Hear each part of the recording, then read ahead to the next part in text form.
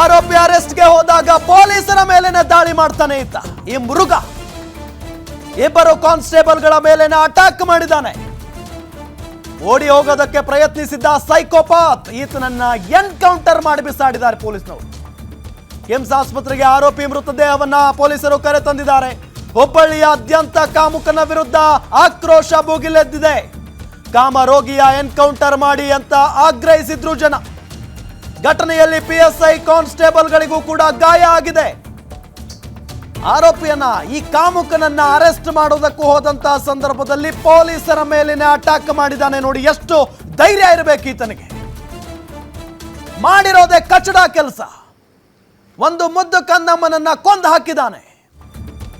ಇಷ್ಟೆಲ್ಲ ಮಾಡಿ ಪೊಲೀಸ್ನವರು ಅರೆಸ್ಟ್ ಮಾಡಬೇಕು ಅಂತ ಹೋದಂತಹ ಸಂದರ್ಭದಲ್ಲಿ ಪೊಲೀಸರ ಮೇಲೇನೆ ಅಟ್ಯಾಕ್ ಮಾಡಿದ್ದಾನೆ ಈತ.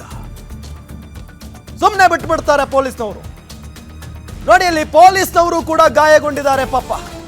ಇಬ್ರು ಕಾನ್ಸ್ಟೇಬಲ್ಗಳಿದ್ದಾರೆ, ಒಬ್ಬ ಪಿಎಸ್ಐ ಇದ್ದಾರೆ. ಆ ಕಾಮುಕ ಪೊಲೀಸ್ನವರ ಮೇಲೇನೆ ಅಟ್ಯಾಕ್ ಮಾಡಿದ ಹಿನ್ನೆಲೆಯಲ್ಲಿ ಪೊಲೀಸ್ನವರು ಸುಮ್ಮನೆ ಬಿಟ್ಬಿಡ್ತಾರ? ಎನ್ಕೌಂಟರ್ ಮಾಡಿದ್ದಾರೆ. ಸತ್ತೋಗಿದ್ದಾನೀಗ ಆತ. ತಕ್ಕ ಶಿಕ್ಷೆ ಆಗಿದೆ. ಸಾವನ್ನ ಸಂಭ್ರಮಿಸಬಾರದು ಅಂತ ಹೇಳ್ತಾರೆ.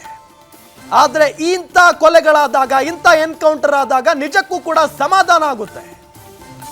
ಇನ್ನೆಷ್ಟೋ ಮಕ್ಕಳ ಅತ್ಯಾಚಾರ, ಇನ್ನೆಷ್ಟೋ ಕೊಲೆಗಳು ಆಗೋದು ಸ್ಟಾಪ್ ಆಯ್ತಲ್ಲ ಅಂತ ಹೇಳಿ ಇಂಥವ್ರನ್ನ ಸುಮ್ಮನೆ ಬಿಟ್ಟುಬಿಟ್ರೆ ಇವರೆಲ್ಲ ಸರಿ ಹೋಗುವಂಥವ್ರ, ಇವರು ಜೈಲಿಗೆ ಕಳಿಸ್ಬಿಟ್ರೆ ಸರಿ ಹೋಗುವಂಥವ್ರ ಇವರು, ಈ ನೀಚರು. ಅವನಿಗೆ ತಕ್ಕ ಶಿಕ್ಷೆ ಆಗಿದೆ. ಎನ್ಕೌಂಟರ್ ಮಾಡಿದ್ದು ಒಳ್ಳೆದೇ ಆಯ್ತು ಅಂತ ಹೇಳಿ ಹುಬ್ಬಳ್ಳಿ ಜನ, ರಾಜ್ಯದ ಜನ ಮಾತನಾಡ್ಕೊಳ್ತಾ ಇದ್ದಾರೆ. ಯಾವಾಗ ಈ ಪ್ರಕರಣ ಬೆಳಕಿಗೆ ಬಂತೋ ಆ ಕ್ಷಣದಿಂದಲೂ ಕೂಡ ಧಾರವಾಡ, ಹುಬ್ಬಳ್ಳಿಯಾದ್ಯಂತ ಆಕ್ರೋಶ ಭುಗಿಲೆದ್ದಿತ್ತು. ಈ ಕಾಮುಕ ರೋಗಿಯನ್ನ, ಈ ಕಾಮುಕ ರಾಕ್ಷಸನನ್ನ ಎನ್ಕೌಂಟರ್ ಮಾಡಿ ಬಿಸಾಡಬೇಕು. ಇನ್ಯಾವುದಕ್ಕೋಸ್ಕರ ವೇಟ್ ಮಾಡ್ತಾ ಇದ್ದೀರಿ ಅನ್ನೋ ನಿಟ್ಟಿನಲ್ಲಿ ಅಲ್ಲಿನ ಜನ ವೇಟ್ ಮಾಡ್ತಾ ಇದ್ರು, ಆಕ್ರೋಶ ವ್ಯಕ್ತಪಡಿಸ್ತಾ ಇದ್ರು. ಆದ್ರೂ ಕೂಡ ಪೊಲೀಸರು ಈತನನ್ನ ಹುಡುಕೊಂಡು ಹೋಗ್ತಾರೆ, ವಶಕ್ಕೆ ಪಡೆದುಕೊಳ್ಳಬೇಕು, ಅರೆಸ್ಟ್ ಮಾಡಬೇಕು ಅಂತ ಹೇಳಿ. ಆಗ ಪೊಲೀಸ್ ಅವರ ಮೇಲೇನೆ ಹಲ್ಲೆ ಮಾಡ್ತಾನೆ. ಘಟನೆಯಲ್ಲಿ ಪಿಎಸ್ಐ ಮತ್ತು ಕಾನ್ಸ್ಟೇಬಲ್ಗಳು ಇಬ್ಬರೂ ಕೂಡ ಗಾಯಗೊಂಡಿದ್ದಾರೆ.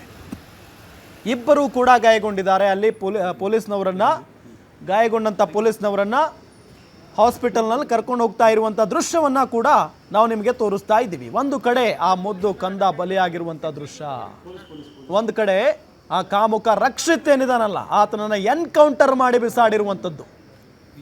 ಏನೋ ಬಂಧಿಸಲು ಹೋದಂತಹ ಸಂದರ್ಭದಲ್ಲಿ ಪೊಲೀಸರ ಮೇಲೆ ದಾಳಿ ಆಗಿರುವಂಥ ದೃಶ್ಯವನ್ನ ನಿಮಗೆ ತೋರಿಸ್ತಾ ಇದ್ದೀವಿ. ನೋಡಿ ಹೆಂಗೆ ಕೂತಿದ್ದಾರೆ ಪಾಪ ಪೊಲೀಸ್ನವರು. ನೋಡಿ ಅಲ್ಲಿ ಒಳಗಡೆ ಹಾಸ್ಪಿಟಲ್ಗೆ ಕರ್ಕೊಂಡು ಹೋಗ್ತಾ ಇರುವಂಥ ಒಂದು ದೃಶ್ಯವನ್ನ ನಿಮಗೆ ತೋರಿಸ್ತಾ ಇದ್ದೀವಿ. ಆದರೆ ಪೊಲೀಸ್ನವರ ಈ ಒಂದು ನಿರ್ಧಾರ ಇದೆಯಲ್ಲ, ಶ್ಲಾಘನೀಯ ಇದು. ಆತ ಏನೇ ಮಾಡಿದ್ರು ಆತನಿಗೆ ಕೋಳ ಹಾಕೊಂಡು ಕರ್ಕೊಂಡು ಬಂದಿದ್ರೆ ಅದು ದೊಡ್ಡ ತಪ್ಪಾಗ್ತಾ ಇತ್ತು. ಆತ ಮತ್ತೆ ಜೈಲಿನಲ್ಲಿ ಇರ್ತಾ ಇದ್ದ, ಆರಾಮಾಗಿ ತಿನ್ಕೊಂಡು ಉಣ್ಕೊಂಡು ಎಷ್ಟು ವರ್ಷ ಶಿಕ್ಷೆ ಆಗಿತ್ತು ಅದನ್ನ ಅನುಭವಿಸ್ಕೊಂಡು ಹೊರಗಡೆ ಬರ್ತಾ ಇದ್ದ ಅಷ್ಟೇ, ಇನ್ನೇನೂ ಆಗ್ತಾ ಇರಲಿಲ್ಲ. ಇಂಥವ್ರಿಗೆ ಏನೂ ಆಗಲ್ಲ, ಇವರು ಬದಲಾವಣೆನೂ ಆಗಲ್ಲ. ಆದರೆ ಇವತ್ತೇನು ಪೊಲೀಸ್ನವರು ಎನ್ಕೌಂಟರ್ ಮಾಡಿದಾರೋ ಅದು ಸರಿಯಾಗಿದೆ. ಅದನ್ನ ಮಾಡಿದ್ದೇ ಒಳ್ಳೆಯದಾಯ್ತು. ಇನ್ನೂ ಎಷ್ಟೋ ಕಂದಮ್ಮಗಳ ಜೀವ ಉಳಿತು, ಎಷ್ಟೋ ಮಹಿಳೆಯರ ಜೀವ ಉಳಿತು. ಪೊಲೀಸ್ನವ್ರ ಮೇಲೆ ಅಟ್ಯಾಕ್ ಮಾಡ್ತಾನೆ ಇದ್ದ. ಪೊಲೀಸ್ನವ್ರು ಬಿಟ್ಟು ಬಿಡ್ತಾರ? ಮಾಡಿದ್ದೇ ಹೊಲಸು ಕೆಲಸ, ನೀಚ ಕೆಲಸ.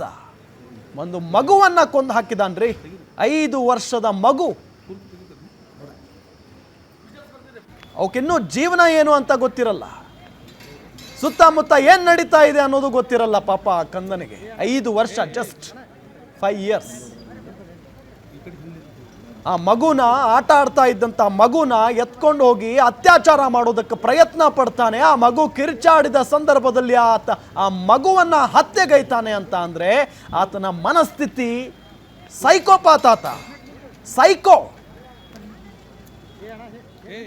ಈ ಪ್ರಕರಣ ಗೊತ್ತಾದ ನಂತರ ಹುಬ್ಬಳ್ಳಿ ಧಾರವಾಡ ಜನ ಅಂತೂ ಅವನು ಸಿಗಬೇಕು, ಅವನನ್ನ ಸಿಗದಾಕಬೇಕು ಅನ್ನೋ ನಿಟ್ಟಿನಲ್ಲಿ ಸಿಟ್ಟಿಗೆದ್ದು ಬಿಟ್ಟಿದ್ರು. ಅದೇ ಸಿಟ್ಟಲ್ಲೇ ಪೊಲೀಸ್ನವರು ಹೋಗಿದ್ರು ಅರೆಸ್ಟ್ ಮಾಡೋದಕ್ಕೆ. ಆದರೆ ನೋಡಿ ಅದು ಆತ ಎಂಥವನು ಅಂತ ಅಂದರೆ ಬಿಹಾರ ಮೂಲದವನು ರಕ್ಷಿತ್ ಅಂತ ಆತನ ಹೆಸರು. ಪೊಲೀಸ್ನವ್ರ ಮೇಲೇನೆ ಅಟ್ಯಾಕ್ ಮಾಡೋಕೆ ಮುಂದಾಗ್ತಾನೆ ಇದ್ದ.